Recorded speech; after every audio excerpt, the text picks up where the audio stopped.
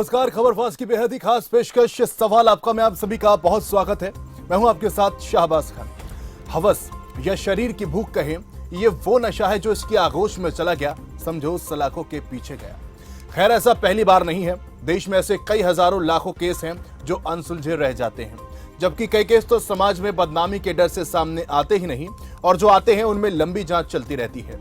ऐसे में कई बार तो पीड़ित दुनिया से रुखसत हो जाता है, न्याय अधर में लटकता रहता है। कारण इसे कानून व्यवस्था का लचर होना कहें या फिर उस कहावत का परिणाम कहें जिसमें कहा गया है कि भले ही 100 गुनहगार छूट जाए पर किसी निर्दोष को सजा नहीं होनी चाहिए। शायद इसी वजह से न्याय दम तोड़ता रहता है और पीड़ित दर दर की ठोकरें खाता रहता है। लेकिन हमारे देश में समय समय पर कानून में संशोधन हुए हैं, बदलाव हुए हैं, लेकिन अपराधियों की सोच में आज तक बदलाव नहीं हो पा रहा, जिसके परिणाम आप और हमारे सामने आए दिन आते हैं।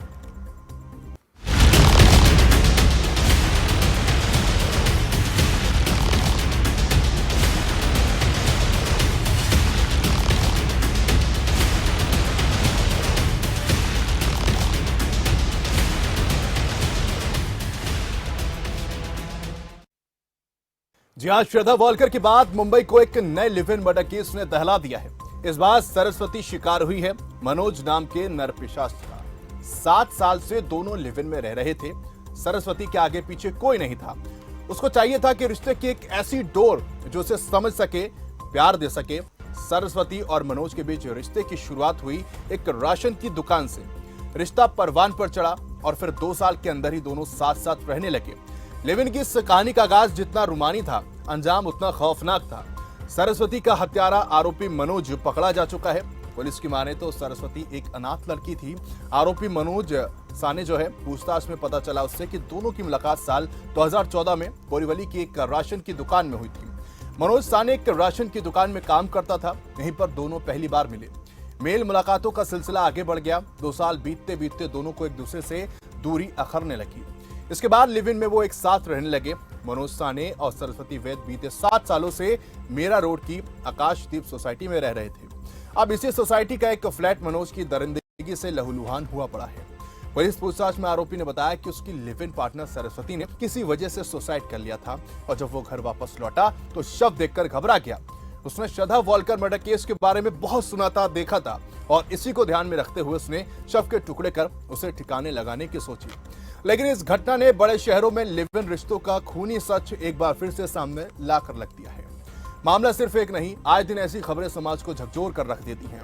दूसरा मामला फरीदाबाद के अनंतपुर डेयरी सेक्टर 37 का है, जहां ये शख्स 8 साल की बच्ची का कथित तौर पर जब यौन उत्पीड़न करने में नाकाम रहा तो उसने खौफनाक वारदात को अंजाम दिया।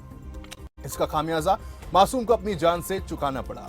एक मासूम को लोहे के बक्से में बंद कर दिया गया, जिसके हाथ की दोनों नसें कटी थी और वो पल पल मर रही थी। लेकिन हैवान ने जरा भी दया नहीं दिखाई और वो आखिर में अपनी जिंदगी की जंग वो मासूम हार गई। ऐसे में सवाल कई खड़े होते हैं जिनका जवाब मिलना शायद असंभव है, क्योंकि जैसे सी रहे हैं वो एकल में सिमट कर रह गया है।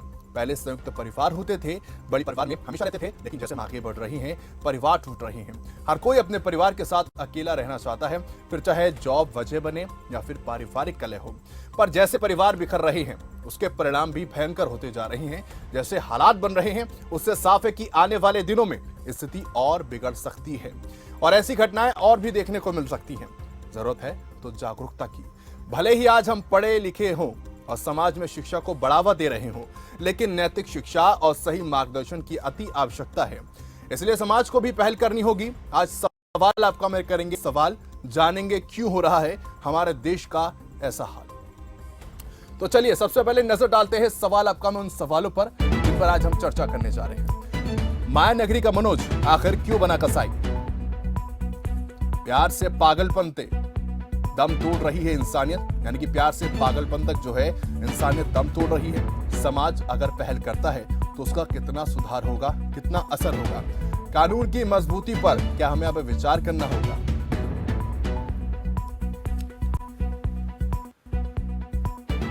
तो वो सवाल रहने वाले हैं जो आज हम अब पूछेंगे। हमारे साथ 2 मेहमान भी जुड़ेंगे, का तारुफ थोड़ी देर में मैं आपसे कराऊंगा, लेकिन उससे पहले जरूरी काम, और वो ये है कि नंबर जो है थोड़ी देर में आपकी टीवी स्क्रीन पर फ्लैश होने जा रहे हैं। ये नंबर है जिनके माध्यम से आज आप सवाल कर सकते हैं।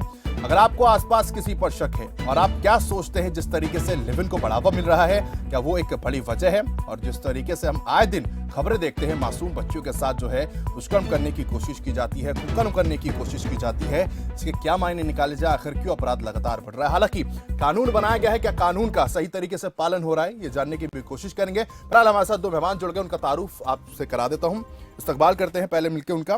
डॉक्टर बीपी सिंह है, सामाजिक कार्यकर्ता, और गुरलीन खोकर है, मनोवैज्ञानिक। आप दोनों का बहुत स्वागत है खबरफास्ट पे।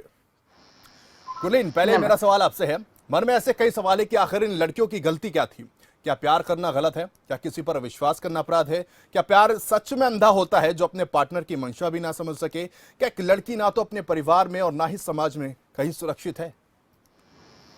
देखिए, सबसे पहले मैं देशवासियों से बोलना चाहूंगी कि प्यार करना गुनाह नहीं है। प्यार में एक इज्जत कमाना बहुत बड़ी बात है। और सबसे पहले हमें ये आइडेंटिफाई करना होता है कि हम लोग जिस घर में जहां पले बड़े हैं वहां पर हमारी ग्रूमिंग कैसी हुई है।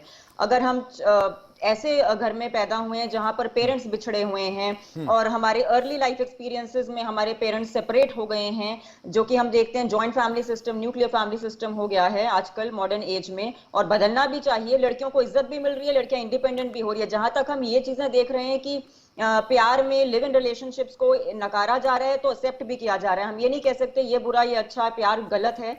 प्यार अपनी जगह पर है जहां सेल्फ रिस्पेक्ट दी जाए लड़की और लड़के दोनों को, और पेरेंट्स को भी। और पेरेंट्स को देखना पड़ेगा कि उनको जरूरत है ये समझने की कि बच्चे कहाँ जा रहे हैं, उनकी कंपनी क्या है, वो कौन से स्कूल में जा रहे हैं, कहाँ वो रखे जा रहे हैं, और क्या वो बातचीत कर पा रहे हैं खुलकर अपने पेरेंट्स से कि हमें प्यार है।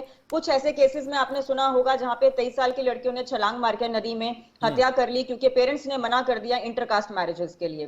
तो यहाँ पर हमारे सिस्टम को और समाज को ये समझना होगा कि वो इस लिव इन रिलेशंस को कितनी महत्वता दे रहे हैं, क्या वो एक्सेप्ट कर रहे हैं सोसाइटी में जो चेंज हो रहा है, कि हम ये मेंटल इश्यूज को इतना स्मॉल और इतना छोटा समझ रहे हैं इस टाइम पर कि एक बच्चा घर में अगर माँ बाप को बोल रहा है कि मुझे दिक्कत है तो माँ बाप के पास वक्त नहीं है सुनने का। तो ये हम कह रहे हैं कि प्यार गलत है। प्यार घर से ही हमें शुरू करना है, बच्चों को सुनना है और माँ बाप को भी समझना है कि मनोवैज्ञानिकता की कितनी जरूरत है, एक मनोवैज्ञानिक की हर एक परिवार में कितनी जरूरत है। ऐसा क्यों होता है कि जब कोई क्राइम हो जाता है उसके बाद ही वो रिपोर्ट होता है? जो जड़ जो है अपने घर से शुरू होती है। और अगर ऑर्फनेज होम की बात की जाए तो वहां पर भी ऐसे काउंसलर्स को रखा जाना चाहिए जहां पर हम लोग उनके बिहेवियर्स को अंडरस्टैंड कर सकें कि कहां पर कोई जा रहा है। कंपनी मैटर करती है, लोग किसके साथ रह रहे हैं। आसपास अगर ऐसी कोई हरकतें की जा रही हैं जो कि सोसाइटी नॉर्म्स के खिलाफ हैं तो उनको रिपोर्ट किया जाना चाहिए। मेंटल हेल्थ एप्लीकेशंस का प्रयोग करना चाहिए। मैं खुद एक एंटरप्रेन्योर हूं और मैं खुद एक कंपनी की सीईओ हूं। धुन हम लेकर आ रहे हैं मेंटल हेल्थ ऐप। जैसे प्राइम मिनिस्टर जी ने मन की बात शुरू करी है, वो लोगों के मन तक जाना चाह रहे हैं, उनके विचारों तक जाना चाह रहे हैं। यहाँ पर एक साइकोपैथ क्या होता है वो जानना जरूरी है कि उनके अर्ली लाइफ एक्सपीरियंसेस जो हुए हैं वो चांसेस बढ़ा देते हैं ऐसे गंदे घिनौने काम करने के लिए। इन लोगों में एम्पैथी नहीं होती है, किसी की दुख को समझना उनके माइंड में ये होता ही नहीं है। और अगर हम देखा जाए इसको हम जेनेटिक फैक्टर से भी कह सकते हैं कि कुछ हेरिडिटरी होते हैं साइकोपैथ्स। कुछ सीरियल किलर्स जो आजकल आप देख रहे हैं वो जेनेटिकली भी इंक्लाइंड होते हैं। फैमिलीज में बाइपोलर डिसऑर्डर्स की बात नहीं की जाती, स्किज़ोफ्रेनिया की बात नहीं की जाती। लोग सोचते हैं काउंसलर के पास जाएं ही क्यों। हम आम जनता प्रॉब्लम बढ़ने पर फैमिली में काउंसलर्स के पास जाती है। ऐसा क्यों कि हम उसको पहले नहीं देख सकते। अगर हम गांव देहात की बात करते हैं, ग्रामीण एरिया की बात करते हैं, मैं आता हूं आपके पास। एक दर्शक हमारे साथ जुड़ गए, प्रेम। बहुत स्वागत है, जल्दी से अपना सवाल रखिए। नमस्कार सर जी सर, आज के युग में ये जो भी हो रहा है ये ऐसे स्टेज पर पड़ गए हैं जैसे कि एक कुम्हार जब कच्चा घड़ा बनाता है, कच्चे घड़े को कोई भी रूप दे सकता है, लेकिन पक्का जब हो जाता है उसको कोई रूप आप नहीं दे सकते। आज आप कितना भी कुछ भी कर लेंगे, कितना भी समझा लेंगे, ये चीजें बंद नहीं होगी। कानून बनने से कुछ हो सकता है लेकिन कानून से भी कुछ नहीं होना है। उनको प्यार मोहब्बत से ही समझा सकते हैं, क्योंकि संयुक्त परिवार खत्म हो गया तो जब पक्का खड़ा हो गया उसको चेंज कैसे करेंगे आप? इसके लिए समाज कुछ नहीं कर सकता। आप समाज में बैठ के और ये मन की बातें जो ये बता रही हैं कि पीएम साहब मन की बातें करते हैं, इससे कुछ नहीं है सर। ये अच्छे भाषणों से भी कुछ नहीं बच्चे बिगड़ सकते। सही गलत का फैसला तो हम कर सकते हैं ना प्रेम। हाँ, समाज कुछ नहीं, हम कर सकते हैं, कैसे करेंगे सर? जबकि कच्चा पक्का घड़ा बन गया, उसको फोड़ेंगे कैसे? उसके लिए किस आदमी को चूज करेंगे जो उनके ऊपर ध्यान दे? सब अपने अपने में लगे हैं सर। ऐसा नहीं है कि भाषण देने के पक्का वक्त में घड़ा एक हो आदमी गया काम- तो सुधरेंगे कैसे, ऐसा कुछ नहीं। अगर ऐसा होता तो जेल में कैदियों को नहीं रखा जाता। बहुत से अपराधी ऐसे सर, होते हैं कैदियों को जो बाहर देखिए सुधर कितना कर आ अच्छा जाते हैं। बनाया ठीक जा है रहा है। प्रेम, मैं आपका सवाल समझ गया हूं, मैं उसका जवाब ले लूंगा मनोवैज्ञानिक से। लेकिन मनोवैज्ञानिक का हमारे साथ जुड़ी हुई है गुरलीन, मैं आपसे यह सवाल लेना चाह रहा था, फिर मैं बीपीजी के पास जाऊंगा कि अगर ग्रामीण एरियो की हम बात करते हैं, गांव देहात की बात करते हैं, वहां पर कितना असर इसका होता है? और जिस तरीके से आप चीजों को बता रही हैं, क्या वाकई लोग वहां पर समझते हैं कि उन्हें मनोवैज्ञानिक के पास जाना चाहिए, काउंसलिंग लेनी चाहिए? हाँ जी, मेरे हिसाब से अभी हम लोग जैसे एक मेंटल हेल्थ ऐप लेकर आ रहे हैं हाल ही में, धुन। हम इसलिए लेकर आ रहे हैं कि जो आवाज है, मन की बात एक चीज है, एक आवाज है। अगर कोई बच्चा आपको कुछ बोल रहा है और आप उसको सुन नहीं रहे, एक लिसनिंग होती है और एक एक्टिव लिसनिंग होती है। एक होता है कि पर्सनालिटी को देखकर आप उसकी बात को सुन के कितना आप उसको एडवाइस दे रहे हैं, क्या वो एडवाइस एक एक्सपर्ट से आ रही है। ये जो बोल रहे हैं कि मन की बात और ये मनोवैज्ञानिक का कोई रोल नहीं है, पक्का घड़ा बन गया। घड़ा बना कैसे? शुरुआत तो इंग्रेडिएंट्स से हुई। शुरुआत तो आपने एक बीज बोया तो पेड़ उगा ना। तो बीज जहां पे बोया है उसमें क्या प्रॉब्लम आई है उसको देखने के लिए मनोवैज्ञानिक का, इवन बिहार जैसे एरियाज में जहां पे ये क्राइम घट रहे हैं, वहां पे देखा गया पेरेंट्स को फिक्र ही नहीं है कि काउंसलर कौन है। उनके लिए तो वो हैं जो कि बातें करते हैं और बातों के अलावा कोई मेंटल हेल्थ इशू का कोई फर्क नहीं। वो लोग बाबा गुरुओं के पास जाना, तांत्रिकों के पास जाना प्रेफर करेंगे। ये मैं खुलकर इस खबर ठीक है, और इसलिए हमने आपको मंच दिया है कि जो लोग समझ नहीं पाते हैं। जी, बहुत बहुत बहुत इंपॉर्टेंस है सोसाइटी में। ये जो क्राइम रिपोर्ट करे जा रहे हैं, जो डेलिक्वेंट सेल्स बन रहे हैं जेल में, वहां पर एक क्रिमिनल साइकोलॉजिस्ट को लगाना चाहिए। उनके फीडबैक लेने चाहिए। जब भी कोई छोटा बच्चा गुनाह करता है तो वो जब जेल से बाहर निकलता है तो वो क्या हरकतें कर रहा है उसका भी एक चेक होना चाहिए। कानून हमारे लिए बहुत कुछ कर रहा है, हमारे देश के पीएम हमारे लिए बहुत कुछ कर रहे हैं। मैं चाहती हूँ बहुत सारे देशवासी हम लोगों के साथ जुड़े। हम जैसे मेंटल हेल्थ ऐप्स लेकर आ रहे हैं, उनका प्रचार हो, प्रमोशन। और यही एक बड़ी वजह है कि खबर फास्ट में, यही एक बड़ी वजह है कि खबर फास्ट में आपको बुलाया गया। और जो लोग इस चीज को नहीं समझते, हमारी समय समय पर कोशिश रहती है लोगों को जागरूक किया जाए, और ये एक मात्र देश का ऐसा कार्यक्रम है जिसके तहत लोग हमारे साथ जुड़ सकते हैं। हमारी यही अपील है लोगों से कि आप लगातार हमसे जुड़िए और अपने सवाल कीजिए। सामाजिक कार्यकर्ता भी हमारे साथ जुड़े, बीपी सिंह जी। बीपी सिंह जी, आपसे मेरा सवाल है कि ईश्वर का सबसे प्यारा उपहार होता है प्यार, लेकिन सबसे बड़ा अभिशाप बनता जा रहा है जिस तरीके से हम समाज में आए दिन ऐसी खबरें देख रहे हैं। सर, बड़ा दुर्भाग्य का, जिस देश में नारीस्तु पूज्यन्ते रमन्ते तत्र देवता, जहां नारी के इतना सम्मान था, आज स्थिति ऐसी है कि जो मुंबई की घटना हिला करके रख दी। एक व्यक्ति जिसके साथ पूरे समर्पण और आस्था के साथ कोई लड़की अपना पूरा जीवन देने के लिए तैयार होती है, उसको कुकर में उबाल रहा है। इसका मतलब कि मानवता मर चुकी है। कहीं ना कहीं आज जो ये मोबाइल है आपका, या मानसिक रूप से बीमारी कैसे आ रही है? क्योंकि मोबाइल पर बहुत उल्टी सीधी चीजें आजकल आ रही हैं। सरकार को चाहिए कि इसका भी कोई न कोई ये हो कि बैन हो।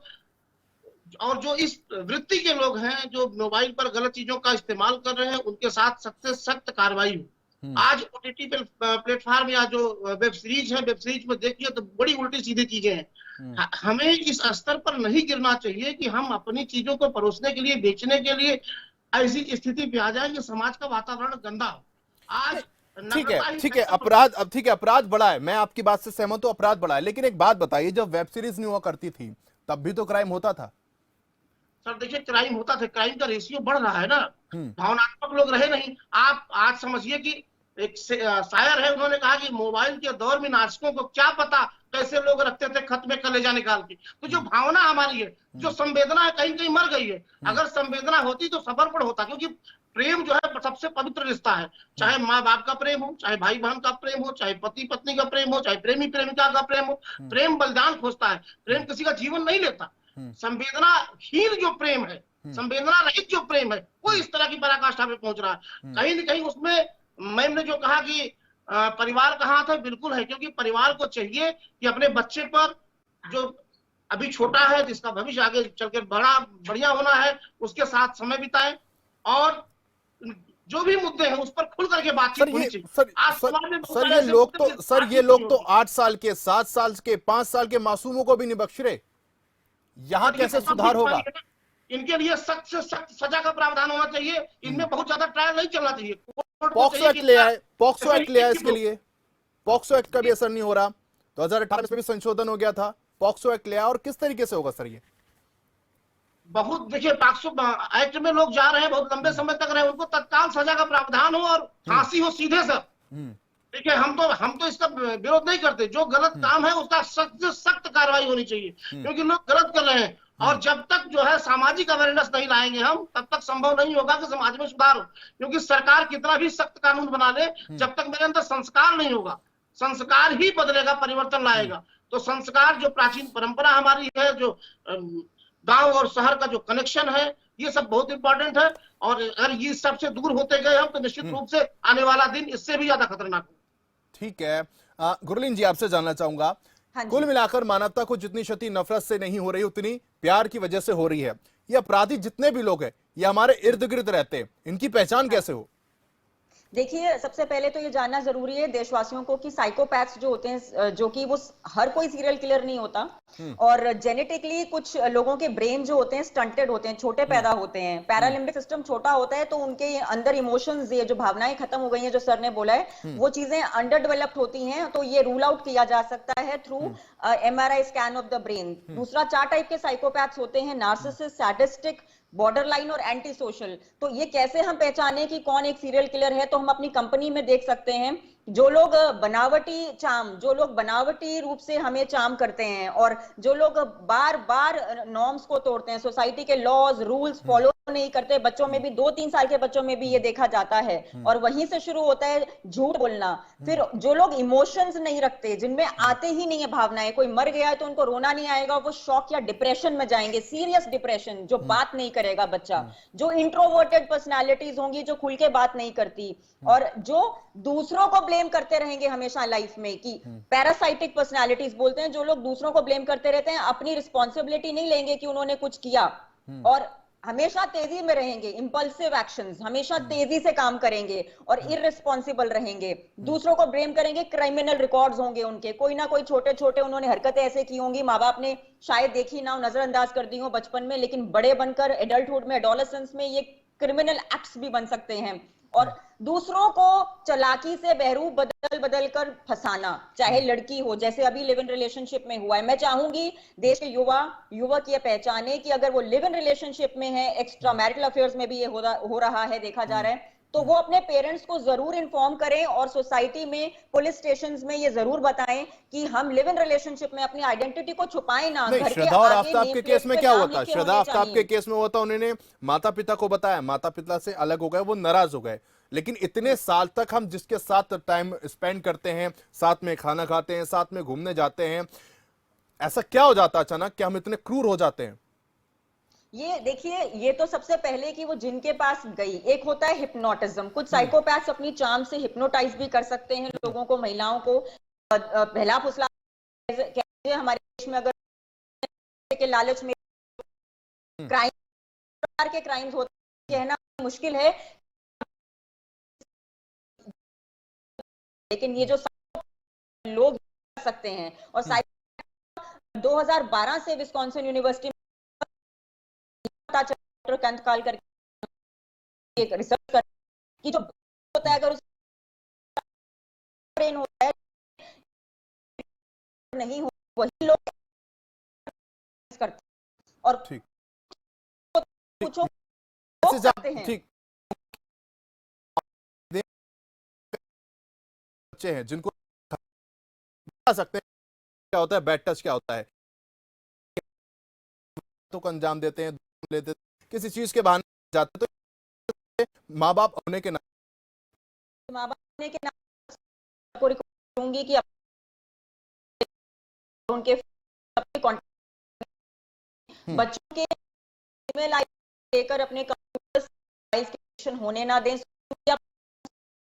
लाइफ में, जिंदगी में और प्रोजेक्टेड लाइफ के बीच में उनको ये अंतर समझाएं कि अगर किसी एक्ट्रेस को या एक्टर को देख के वो कुछ हरकत कर रहे हैं, क्योंकि सीरीज में उन्होंने बोला है कि कुछ ऐसी हरकतें देख के लोग कर देते हैं, बच्चों को समझाया जाए कि क्या गलत क्या सही है। अगर हॉरर मूवीज देख रहे हैं जहां एडिक्शन है बच्चों को सब्सटेंस अब्यूज की, अल्कोहल की, छुप छुप कर पी रहे हैं, या कोई पोर्नोग्राफी साइट्स पर बैठे हैं जहां एडिक्शन हो रही है, ये सब चीजें जानना पेरेंट्स के लिए बहुत जरूरी है कि वो अपने दिन के 24 घंटों में कहां क्या किसके पास जा रहे हैं, और ये रियल लाइफ में उनको जाके पूछना कि ये लोग किन किन से मिल रहे हैं, ये बहुत जरूरी है। ये ऐसा नहीं होना चाहिए कि पेरेंटिंग अथॉरिटेटिव स्टाइल की होनी चाहिए जहां पे बच्चे के पीछे पड़ा जा रहा है। ये है इफेक्टिव कम्युनिकेशन की, लैंग्वेज को सुधार कर अच्छे शब्दों का यूज करके पॉजिटिवली अगर बच्चे अच्छा काम कर रहे हैं तो उनको रीइंफोर्समेंट दी जाए। तो पॉजिटिव रीइंफोर्समेंट से ये हरकतें जो हमारे देश में है वो कम होंगी, और काउंसलर्स की इंपॉर्टेंस बढ़ाई जाए। देश में मनोवैज्ञानिक का होना और साइकियाट्रिस्ट का होना बहुत जरूरी है, दोनों का आपस में काम करना।